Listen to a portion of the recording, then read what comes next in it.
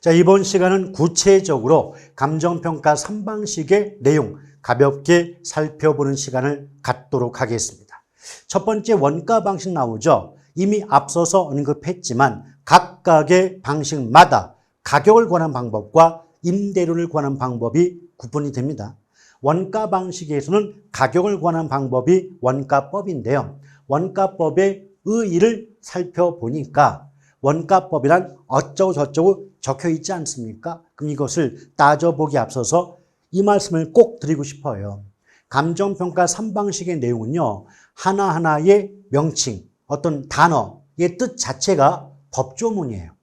감정평가에 관한 규칙이 있거든요. 자, 규칙도 법률의 일종인 거 알고 계시죠? 그러면 감정평가 규칙의 조문이다. 법조문이다. 그럼 법에서 원가법은 이런 뜻이다, 적산법은 이런 의미야 라고 다 규정하고 있기 때문에 법조문은 하나도 빼놓지 않고 외워두실 필요가 있습니다. 그러나 크게 걱정할 필요는 없어요. 이미 제가 언급했죠. 구구단 언제 외운 거 모르는 것처럼 외워져 있다. 마찬가지예요. 읽고 쓰고 맛보고 듣고 또 들어보다 보면 어느 순간에 외워져 있고요. 또 우리 주관식 아니잖아요. 객관식이잖아요. 그럼 어느 정도의 암기만 이루어지면 그 보기 속에서 찍으면 되는 거지. 주관식처럼 달달 외울 필요까지는 없지 않겠습니까? 그러니까 크게 부담을 가지지 않으셔도 상관이 없는 거예요. 일단 원가법의 뜻을 보니까 원가법이란 대상 물건의 재조달 원가에 감가 수정을 하여 대상 물건의 가액을 산정하는 감정평가 방법을 말한다라고 적혀 있잖아요. 이 자체가 법조문이라는 겁니다. 그런데 우리가 감정평가 3방식 학습을 할 때 한 가지 요령이 있다면 그 의미 속에서 들어보지 못했던 단어를 학습한다라고 보시면 돼요. 여기 원가법의 뜻 속에서 우리가 익숙하지 않은 단어가 두 가지가 있습니다.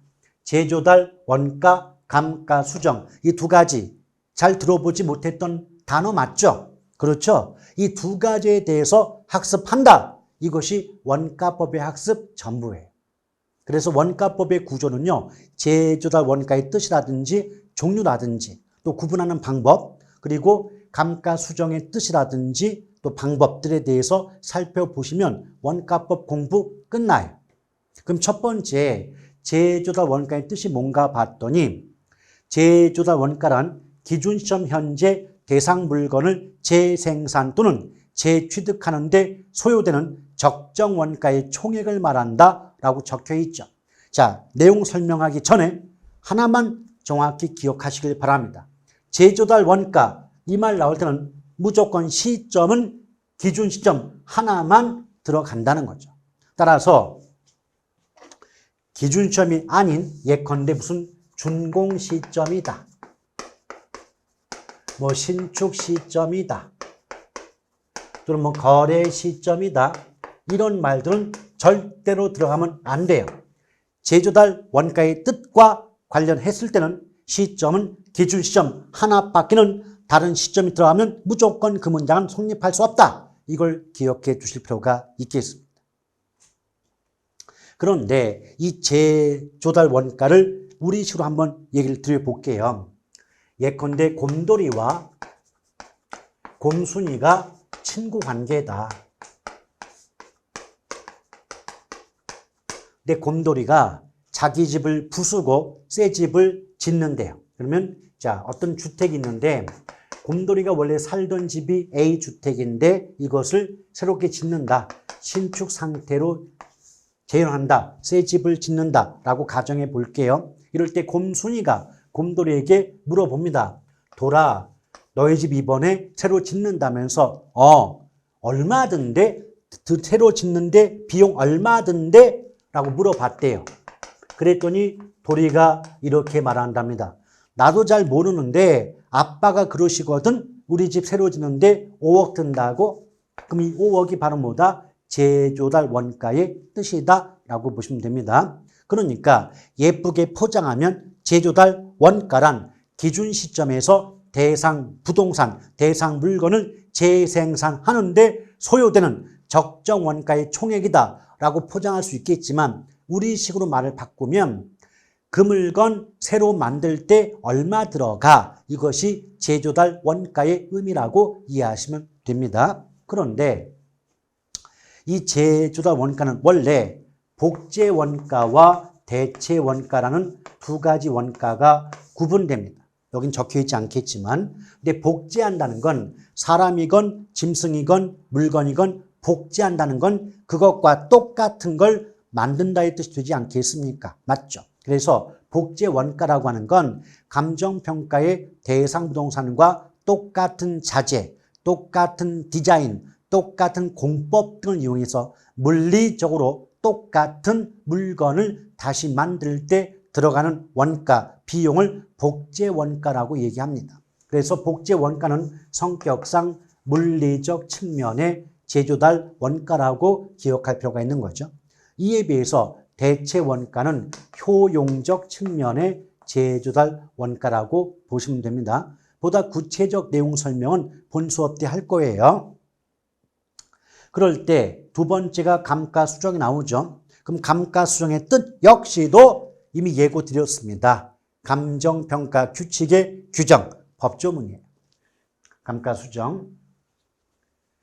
그래서 감가수정이란 제조달 원가에 감액하여야 할 요인이 있는 경우 물리적 감가, 기능적 감가 및 경제적 감가를 고려하여 그에 해당하는 금액을 대상 물건의 제조달 원가에서 공제하여 기준점에서 대상 물건의 가액을 적정화하는 작업을 말한다라고 규정하고 있다는 겁니다.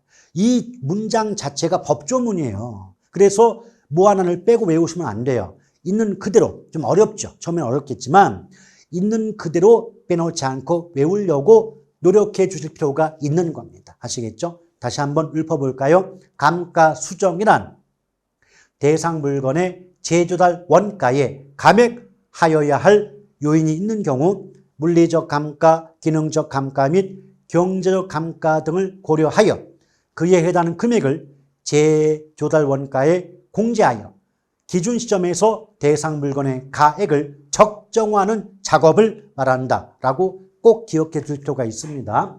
근데 과거 기출문제에서 어떻게 말이 나왔냐면 여기 지금 공제한다고 나와 있죠. 여러분, 공제한다는 건 더한다는 겁니까? 뺀다는 겁니까?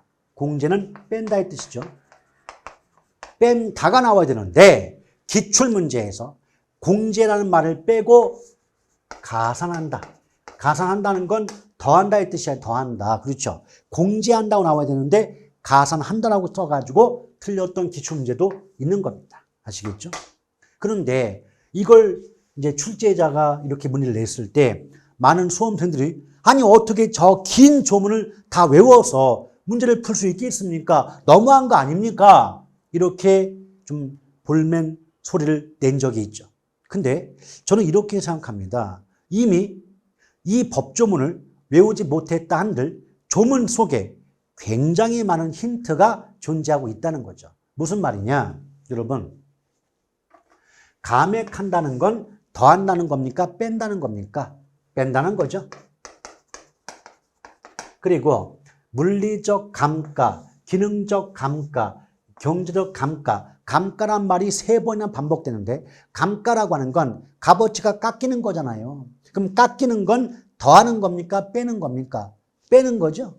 그러면 감액한다는 말부터 시작해갖고 뺀다는 의미를 갖고 있는 단어가 4번이나 반복이 되어 있습니다. 감액, 감가, 감가, 감가. 그럼 뺀다는 의미를 담고 있는 단어가 4번 반복된다면 마지막에도 뭔가를 뺀다라는 말이 나와야 앞뒤가 맞는 거 아니겠습니까? 이해되시겠어요? 그러니까 가장 좋은 방법은 감가수정의 조문 자체를 정확히 기억해 두는 게 가장 좋은 방법이겠지만 모르겠거든 상식의 바탕을 두고 말이 되느냐 말이 되지 않느냐를 구분해 두신다면 어렵지 않게 정답을 구할 수 있지 않을까 생각을 하게 된다는 겁니다. 아시겠죠? 그럼 당연히 감가수정의 의미 속에도 지금 감가 요인이 3가지가 있어요. 물리적 감가, 기능적 감가, 경제적 감가 3가지가 있다는 거죠. 그럼 감가의 어떤 성격이라든지 어떤 것들이 감가 요인에 포함이 되느냐? 구분하는 문제를 은근히 자주 출제하고 있습니다. 정확히 좀 알아둘 필요가 있는 거죠. 일단 감가 요인, 즉 물건의 가치가 깎이는 요인 속에는 크게 내부적 요인과 외부적 요인으로 구분이 됩니다.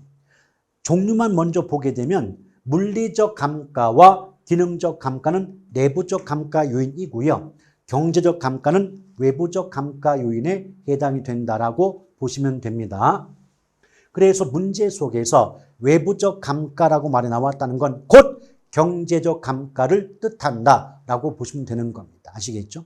근데 내부적 감가란 말은 뭐냐면 그 물건 내부의 하자, 그 물건 내부의 어떤 문제 때문에 값어치가 깎이는 경우가 내부적 감가가 되는 것이고, 물건 내부의 문제가 아니라 그 물건을 둘러싼 외부 환경의 영향 때문에 값어치가 깎이는 경우가 경제적 감가라고 보시면 됩니다. 그래서 자, 경제적 감가는 어떤 뜻이다?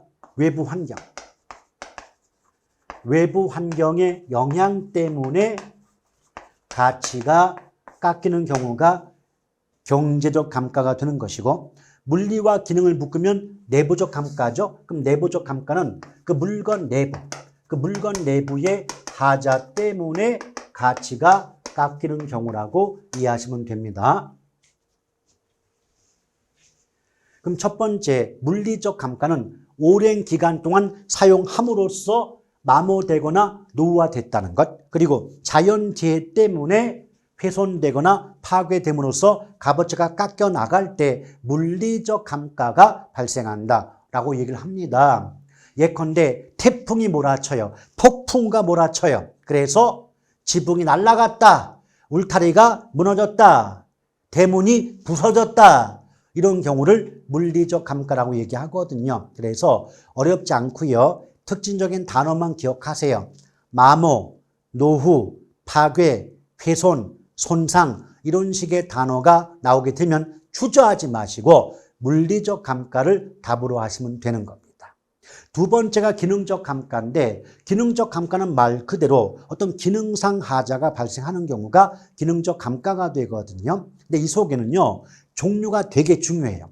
왜냐하면 지금까지 감가 요인을 물어봤을 때 종류가 열거돼 놓고 이거는 물리, 기능, 경제 중에 무슨적 감가에 포함되니? 라고 물어보는 게 일반적이었거든요. 아마 거의 대부분이 그랬습니다. 종류 외워두세요. 여기에 보면 건물과 부지의 부적합, 설계의 불량, 과잉, 과소 설비 이런 말들은 모두 기능적 감가에 해당이 된다라고 보시면 됩니다. 단적인 예로 말이죠, 여러분. 여기 신축 건물이 있어요. 신축이니까 관리가 필요 없을 정도로 깨끗하고 이쁘겠죠. 이걸 기능적인 유용성이 높다라고 얘기합니다. 그런데 신축 건물인데 각 층마다 화장실과 사무실이 있대요. 근데 화장실은 층마다 하나밖에 없는데 사무실 층마다 10개씩이 있다고 가정해 볼게요. 그러면 화장실 입장에서는 너무 적은 거고 사무실 입장에서는 화장실보다 너무 많은 게 아니겠습니까? 맞죠? 그래서 화장실 입장에서는 너무 적으니까 과소 설비에 해당되는 거고, 사무실 입장에서는 너무 많으니까 과잉 설비에 해당이 되겠죠. 이런 경우가 바로 기능적인 감가에 해당이 된다는 겁니다. 아시겠죠? 자, 그에 비해서 경제적 감가는 조금 전에 언급했지만 그 물건 자체에는 하자가 없으나 외부 환경의 영향 때문에 가치가 깎이는 경우를 외부적 감가, 다른 말로 경제적 감가라고 얘기할 수가 있는 거죠. 예를 들면 여기 A라는 주택이 있어요. 이 주택이 감정평가의 대상이 되는 대상부동산이라고 가정해 보자는 거죠. 그런데 이 주택은 지은 지 얼마 되지 않은, 지은 지 보름밖에 되지 않은 신축 건물이에요. 그런데 이 신축 부동산인 A 주택을 둘러싼 외부 환경, 주변의 다른 부동산. 그러면 주변의 다른 부동산을 환경이라고 얘기할 수 있습니다. 내 주변의 다른 부동산은 지은 지 30년 된 낡은 건물 밖에는 없더라. 그럼 내가 비록 보름밖에 되지 않은 신축 부동산이지만 그럼에도 불구하고 나를 둘러싼 주변의 다른 부동산들이 모두 30년 이상 된 낡은 건물이다 보니까 그 낡은 건물들의 영향 때문에 신축 부동산임에도 불구하고 건물의 값어치가, 주택의 값어치가 깎일 수 있다는 거죠. 이런 경우는 이 주택 내부의 문제가 아니라 외부 환경의 영향 때문에 가치가 깎이는 경우로서 경제적 감가가 발생한다라고 얘기할 수가 있는 겁니다. 아시겠죠? 그래서 이 경우가, 이 경제적 감가는요, 정책론에 갖다 붙이면 우리 외부 효과 들어보셨죠? 그런데 안 좋은 영향을 받는 경우가 부의 외부 효과 아니겠습니까? 맞죠? 그래서 이렇게 부의 외부 효과 부분이 감평에 갖다 붙이면 감가 요인 중에 외부적 감가에 해당이 되는 겁니다. 왜? 물건 내부의 문제 때문이 아니거든요. 아시겠죠? 이렇게 보시면 돼요. 그래서 어떤 말이 나왔을 때 무슨적 감가 요인에 속하겠는가를 구분하는 게 가장 우선적으로 학습이 이루어질 대목이라고 보시면 됩니다. 이제 두 번째가 이제 적산법인데요. 적산법은 원가 방식 중에서 대상 물건의 임대료, 줄여서 임료라고 해요. 임대료를 관한 방법이 적산법이거든요. 자, 예측하시죠? 이제 예상하실 거예요. 아, 그럼 적산법의 뜻도 감정평가 규칙의 규정이겠군요. 법조문이겠군요. 맞아요.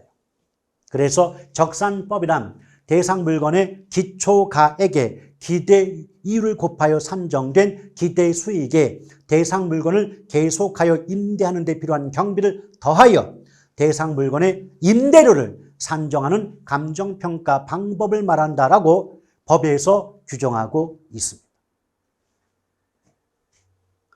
그러니까 여기에 보시면 지금 기초가액 나왔고 기대이율 나왔고 필요한 경비란 말 나왔죠. 그럼 필요한 경비를 묶으니까 필요재경비가 나오는 거죠. 또 기초가액에 기대이율을 곱한다고 나왔기 때문에 공식 자체가 기초가격 곱하기 기대이율이에요. 물론 기초가액이라고 해도 관계는 없는 거죠.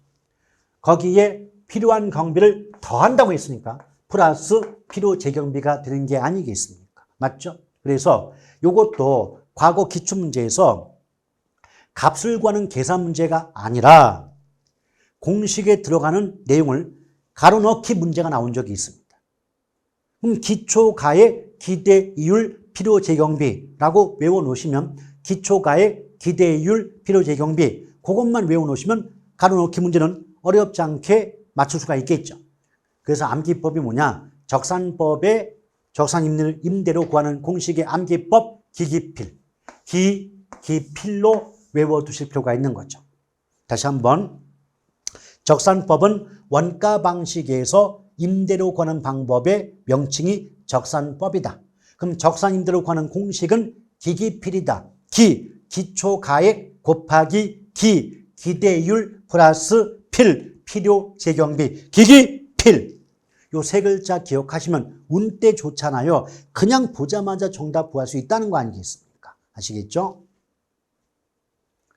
자, 그러면서 이제 비교 방식 넘어가 볼게요. 비교 방식에서 대상 물건의 가액, 즉 가격 관한 방법이 거래사례 비교법이죠. 그러면 이렇게 긴 문장 역시도 법조문인가요? 네, 법조문 맞습니다. 외워야 하나요? 당연히 외워야 되죠. 왜? 너무나 자주 나오니까. 그래서 읽어보니까 거래사례 비교법이란 대상 물건과 가치 형성 요인이 같거나 비슷한 거래 사례와 비교하여 대상 물건의 현황에 맞게 사정 보정, 시점 수정, 가치 형성 요인 비교 등의 과정을 거쳐 대상 물건의 가액을 산정하는 감정평가 방법을 말한다라고 감평 규칙 법에서 규정하고 있습니다. 어렵죠? 힘들죠? 그러나 어쩔 수 없어요.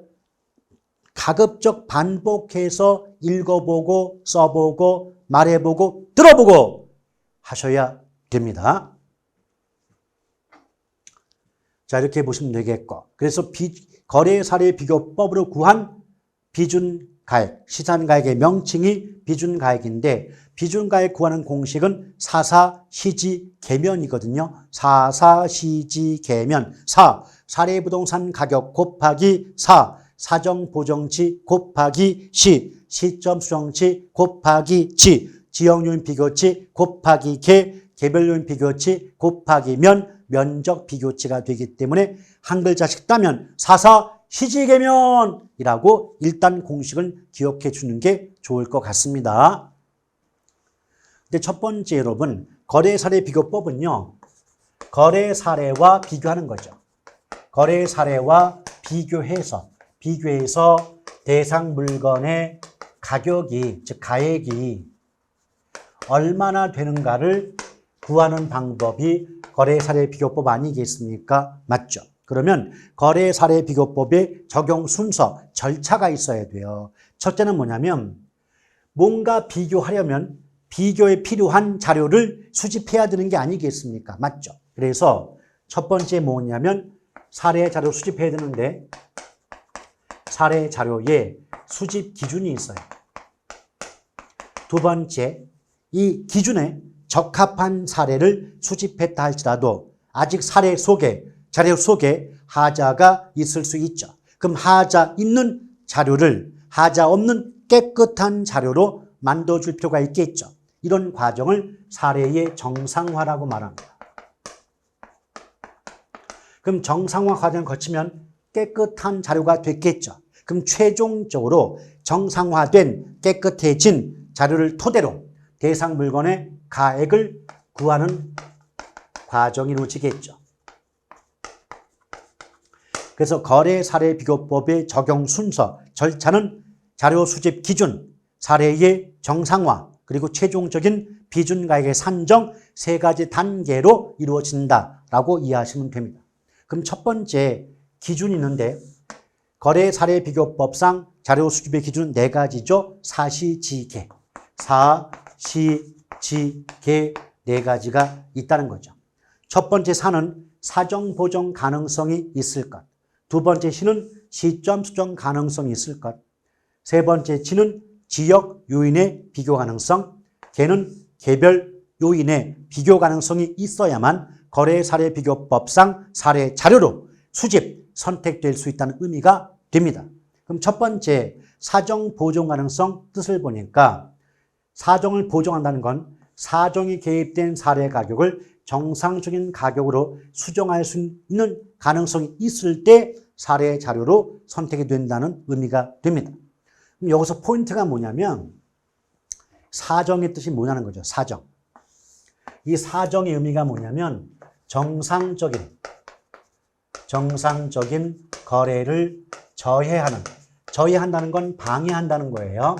저해하는 요인들을 묶어서 사정이라는 말을 쓰고 있다는 겁니다. 그럼 정상적인 거래가 이루어지지 못하게 하는 원인들을 사정이라고 얘기하는 것이겠죠.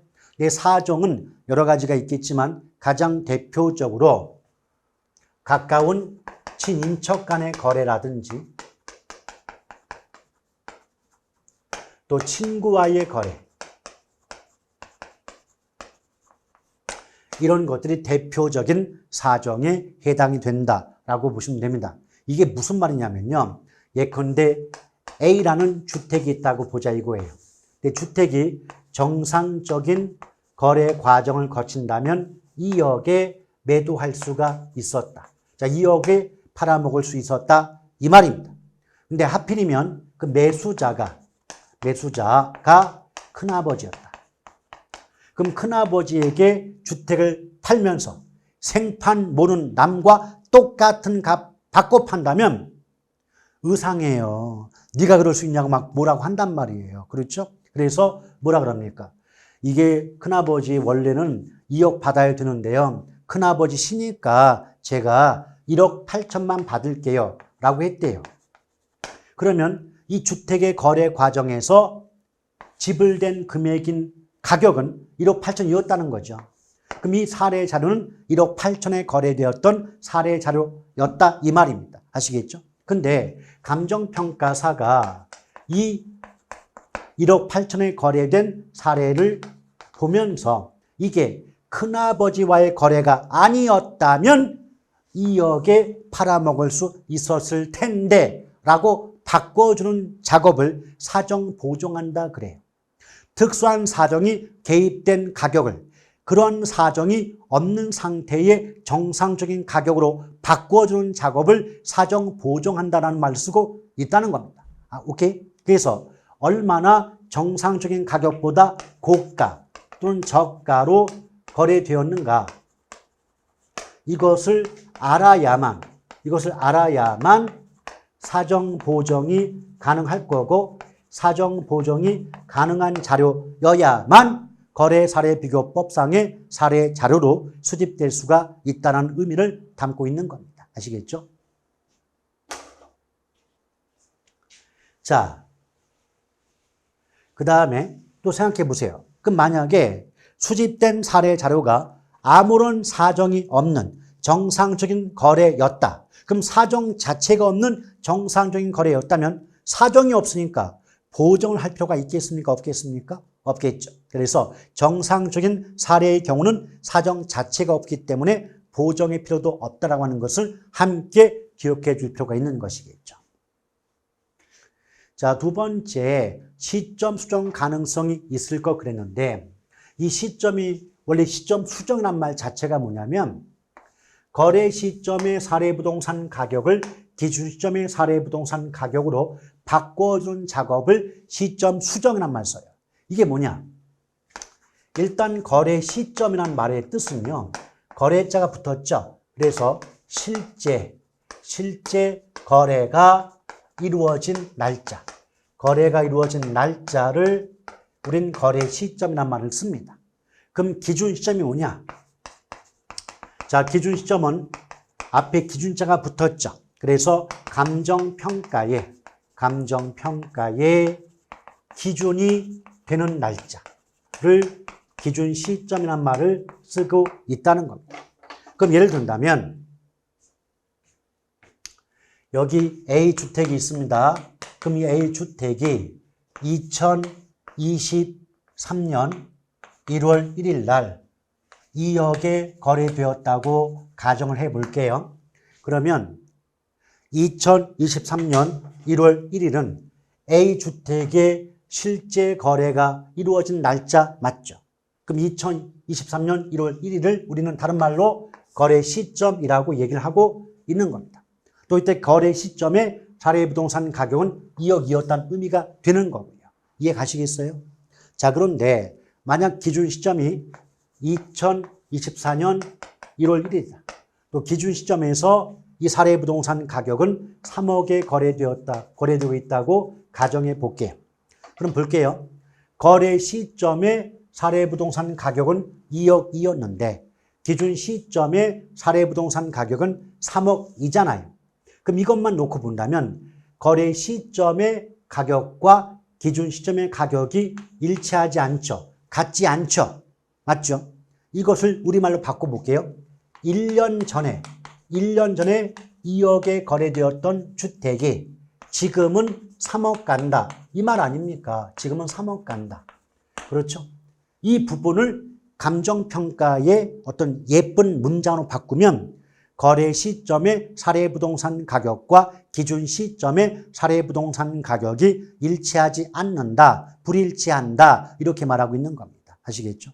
그러면 여러분이 감정평가사 입장에서 감평사 입장에서 우리말로 1년 전에 2억에 거래되었던 물건이 지금은 3억 가고 있다면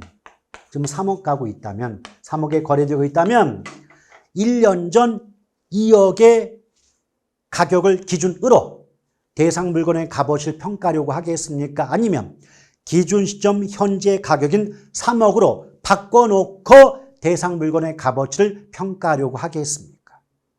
당연히 후자 쪽이죠. 1년 전 2억을 기준으로 하는 게 아니라 기준 시점 현재 3억의 가격을 기준으로 대상 물건의 값어치를 평가하는 게 그게 상식에 맞지 않겠습니까? 맞죠? 이것을 시점 수정한다 그래요. 근데 시점 수정은 전제가 뭐다? 가격의 변동이 전제입니다. 2억 가던 게 3억 간다. 가격이 변동하니까 변동된 가격으로 수정, 바꿔주는 거죠. 근데 만약에 가격의 변동이 없다. 그 말이 뭐냐면 1년 전에도 2억에 거래되었지만 지금도 2억에 거래되고 있다. 그럼 가격이 변화가 없잖아요. 그럼 가격이 안 바뀌었는데 수정할 이유는 없는 것이겠죠. 오케이? 그래서 어떻게 말 나오냐면 거래 시점의 가격과 기준 시점의 가격이 일치한다면, 다른 말로 가격의 변동이 없다면 시점 수정은 필요, 불필요? 불필요한 거죠. 할 이유가 없는 거죠. 아시겠죠? 자, 나머지 지역 요인의 비교 가능성과 개별 요인 비교 가능성 나오는데 이게 뭐냐면요. 예컨대 감정평가의 대상 부동산이 A주택인데 그 A주택은 용도 지역상 주거 지역에 위치해 있다. 그런데 이 주택의 값어치를 평가하고자 나는 상업지역 내에 사례 자료를 수집했다. 그럼 벌써 대상 부동산은 주거 지역 내에 위치해 있는데 비교하기 위해 수집한 사례 부동산은 상업지역 내에 위치해 있다면 지역 자체가 다르잖아요. 그럼 지역이 다르면 지역 요인이 다르니까 비교할 수가 없겠죠. 그럼 지역 요인을 비교할 수 없다면 거래 사례 비교법상 사례 자료로 수집할 수가 없다라고 이해하시면 됩니다. 또 개별 요인 비교 가능성이 뭐냐? 물건이 비슷해야 돼요. 물건. 무슨 말이냐면 내가 감정평가하고 싶은 대상 부동산은 주거용이다. 주거용 부동산이다. 그리고 철근 시멘트 건물이다. 근데 이것과 비교를 위해서 수집한 사례 부동산은 나무로 만든 목조 건물이다. 그러면 대상 부동산, 감정평가의 대상이 되는 그 물건은 철근 시멘트 건물인데 비교하려고 수집한 물건은 목조 건물이다. 그 물건이 같아요, 안 같아? 물건이 다르죠. 같은 철근 시멘트 건물이어야만 비교가 될 수 있는데 전혀 다른 나무로 만든 목조 건물이라면 비교 자체가 물건이 같지가 않으니까 비교할 수가 없는 거죠. 이것을 개별 요인의 비교 가능성이 있어야 한다라고 얘기할 수 있는 겁니다. 아시겠죠? 그래서 지역 요인의 비교 가능성은 뭐다? 지역끼리 비슷해야 되고 개별 요인의 비교 가능성은 물건끼리 비슷해야만 거래 사례 비교법상 사례 자료로 선택될 수가 있지 않겠니? 이런 의미라고 이해하시면 됩니다. 자, 임대 사례 비교법 얘도 마찬가지예요. 앞에 임대가 붙었으니까 벌써 임대로 구하는 방법인 거 아실 거고 뒤에 비교자 나왔으니까 거래 사례 비교법과 마찬가지로 비교 방식에 포함되겠구나. 그런데 이 의미 역시도 간평 주식의 규정, 법조문 이겠지만 앞서 보셨던 거래 사례 비교법과 비교할 때 임대로 구한다는 말만 다르고요. 나머지 똑같아요. 여기 보니까 대상 물건과 가치 형성 요인이 같거나 비슷한 물건의 임대 사례와 비교. 조금 전에 거래 사례 비교법은 거래 사례와 비교 그랬는데 지금은 임대 사례 비교법이니까 거래자 빼고 임대만 바꿔놓은 거죠. 또한 대상 물건의 현황에 맞게 사정 보정, 시점 수정, 가치 형성 요인 비교 등의 과정을 거쳐. 다 똑같아. 똑같은데 조금 전에 거래 사례 비교법은 대상 물건의 가액을 구한다 그랬지만 임대 사례 비교법은 임대로 구한다는 말 나오죠. 임대로.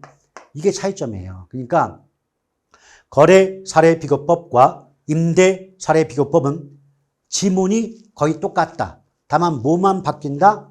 거래 사례 대신에 임대 사례, 가액 대신에 임대료만 바꿔놓는다면 임대 사례 비교법의 뜻이다. 조문이다. 라고 보시면 됩니다. 아시겠죠? 그 다음에 이제 수익 방식 나오죠. 자, 수익 방식도 가격 관한 방법이 수익 환원법이고 임대료 관한 방법이 수익 분석법입니다. 그럼 역시 예상해 본 결과 수익 환원법의 의 역시도 뭐다? 결국은 법조문이다. 그래서 수익 환원법이란 대상 물건이 장래 산출할 것으로 기대되는 순수익 또는 현금 흐름을 환원하거나 할인하여 대상 물건의 가액을 산정하는 감정평가 방법을 말한다라고 규정하고 있는 거죠. 그래서 이 부분에서 기출문제가 어떻게 나왔냐면 가로넣기 문제. 예컨대 현금 흐름 해놓고 뭐 A, 그 다음에 할인자 부분에 B 해갖고 A와 B에 들어갈 말로 옳게 연결된 걸 골라라. 이런 문제가 나온 적도 있죠. 근데 그 문제는 결국 뭐다? 수익환원법의 뜻, 법조문 기억하냐? 라고 물어본 거잖아요. 그렇죠? 그래서 문제의 정답이 A가 현금 흐름이었고 B가 할인자가 연결된 보기가 정답이었던 문제도 있었다는 거죠.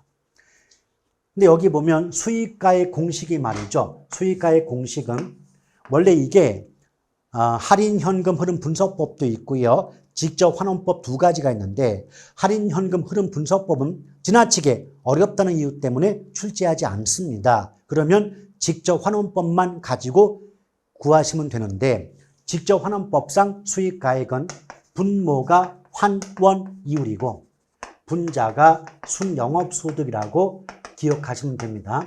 환원 이율로 순영업소득을 나누시면 그 어렵다는 수익환원법상의 가격을 구할 수가 있게 되는 거죠. 막상 구해보시면 그리 어렵지도 않습니다, 여러분. 그럼 수익환원법의 3대 구성 요소가 순수익, 그 다음에 환원 이율, 그리고 수익환원 방법이거든요. 자, 순수익, 환원 이율, 그 다음에 환원 방법. 이 세 가지가 수익환원법의 3대 요소입니다. 근데 이때 어차피 물어보는 건 환원 이율 정도만 물어보고요. 순수익이나 환원 방법에 대해서는 거의 출제가 되지 않고 있으니까 걱정할 필요 없으십니다. 그래서 여기 보니까 첫 번째 순수익 나오는데 순수익의 뜻을 보니까요. 순수익은 총수익에서 비용을, 경비를 공제했다. 공제하는 건 뺀다는 거죠. 그래서 과거 기출문제에서 총수입에서 총비용을 뺀 값이 순수익이다라고 출제가 된 기억도 있습니다.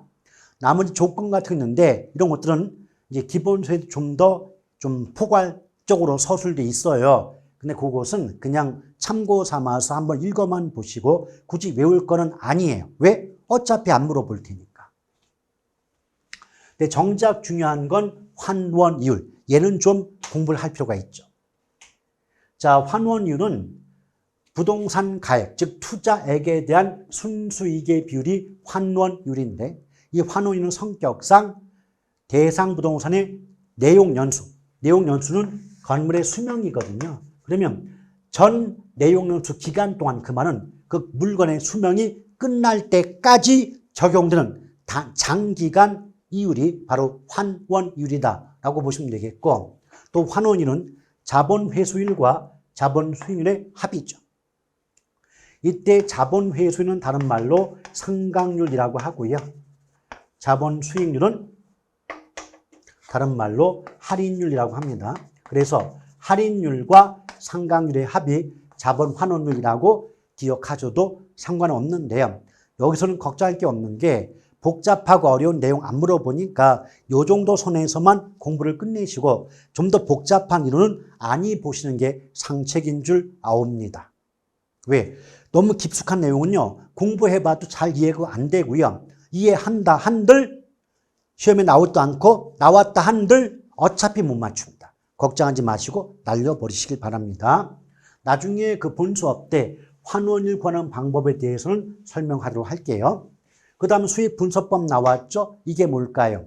수익분석법은 수익 방식 중에서 대상 물건의 임대료를 구하는 방법이 수익분석법 아니겠습니까? 마찬가지예요. 이것도 법조문이다. 그래서 대상 물건이 일정한 기간에 산출할 것으로 기대되는 순수익에 대상 물건을 계속하여 임대하는 데 필요한 경비를 더하여 대상 물건의 임대료를 산정하는 감정평가 방법이 바로 수익분석법이다 라고 기억하실 필요가 있겠죠.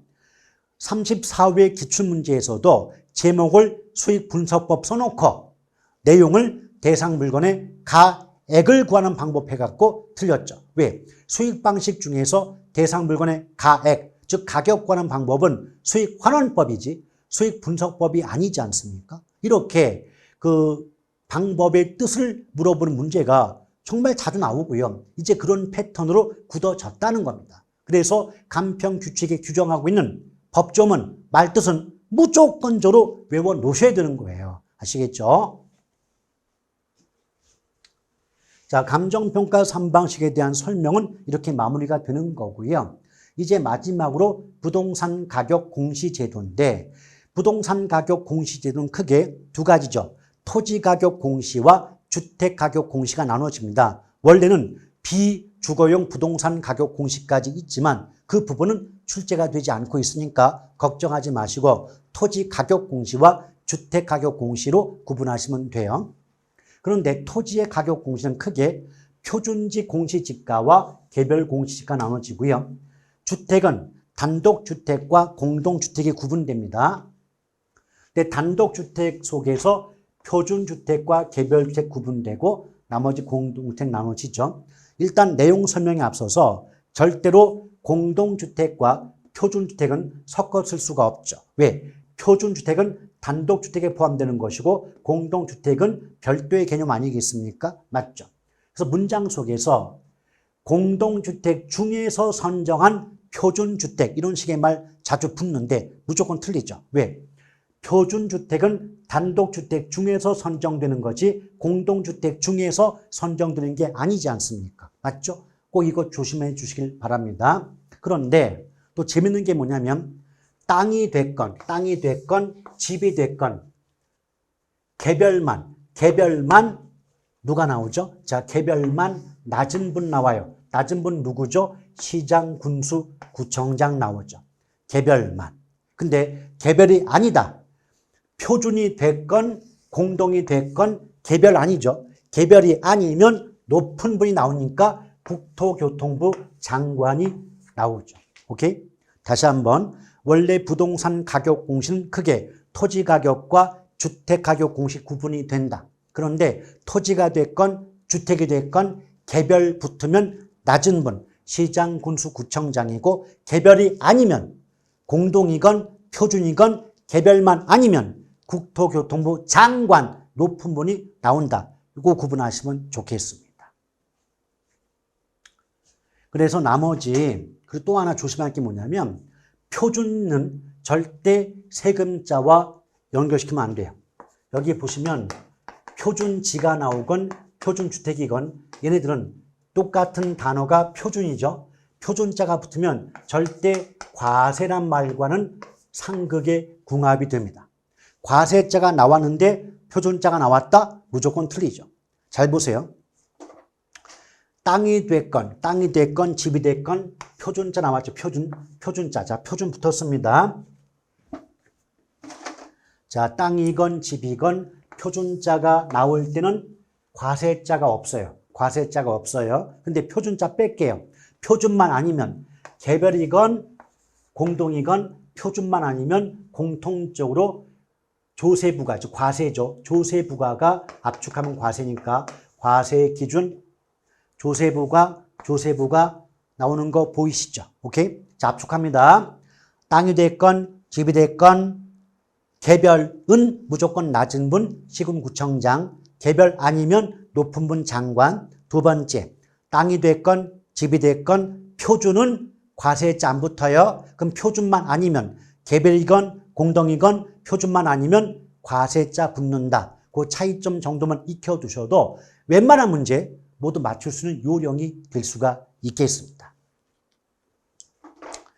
나머지 관련 규정은 어차피 법조문이다 보니까 모두 이제 점점 서서히 학습을 통해서 외워 가셔야 되는 것이기 때문에 지금 이런 거 외우셔야 된다 할 필요까지는 없어 보입니다. 모두 외우셔야 되겠군요. 자, 이렇게 해서 부동산학 개론 기초 수업을 모두 마무리 짓게 됐고요. 여러분 다시 한번 간곡히 부탁드립니다. 단순 암기, 어떤 암기법 이용해서 단순하게 외우는 방법 들을 땐 재밌어요. 쉬워요. 그러나 막상 문제 풀 때는 풀리지 않아요. 이 점을 유념하셔가지고 꼭 이해와 암기의 병용이 이루어지는 학습을 하시길 바라겠습니다. 그동안 대단히 수고 많으셨습니다. 고맙습니다.